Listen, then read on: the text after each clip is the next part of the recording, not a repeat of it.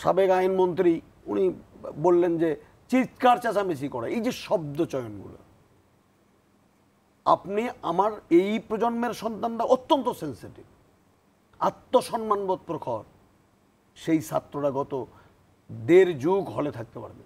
আমার বিষয় বিশ্ববিদ্যালয় মানিত মুক্ত সাংস্কৃতিক চর্চার কেন্দ্র, আপনি কি বলতে পারেন এখন আর এই ঢাকা বিশ্ববিদ্যালয় ক্যাম্পাসে বা রাজশাহী বিশ্ববিদ্যালয় মতিহারের ক্যাম্পাসে মুক্ত সাংস্কৃতিক চর্চা করা যায়?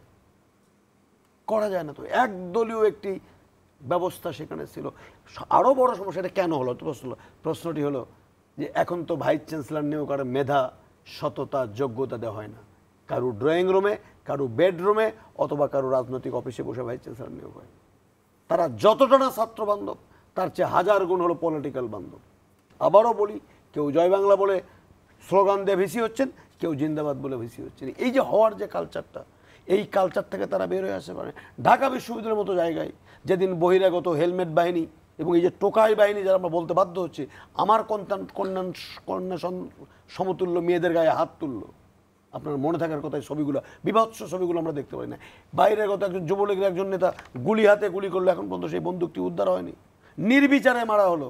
কোথায় ছিলেন ভাইস চ্যান্সেলর? কবরে ছিলেন? কই দাঁড়াননি তো বিশ্ববিদ্যালয়ের পাশে।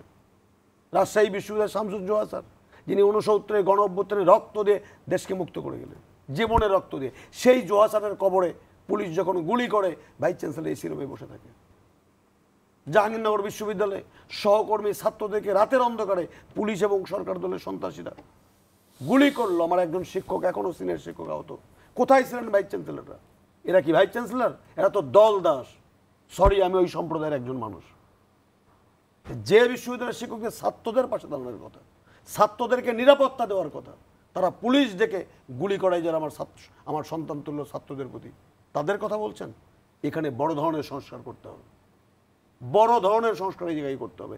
হল যেন কখনো কোনো ছাত্র সংগঠন যেন তাদের আর পরিচিত করতে হয় প্রয়োজন বোধে। আমি জানি না আমার ছাত্র বন্ধুরা মন খারাপ করবে কিনা, অন্তত এই সংকট থেকে উদ্ধার করার জন্য সাময়িক সময়ের জন্য হলেও যেন যাদেরকে হল থেকে পালিয়ে গেছেন 15 বছর, যারা দাপটের সাথে হল চালিয়েছেন, সাধারণ ছাত্রদের রোশনালে পড়ে তারা কিন্তু হল থেকে পালিয়ে গেছেন, অন্তত আমার রাজশাহী বিশ্ববিদ্যালয়ে পালিয়ে গেছেন।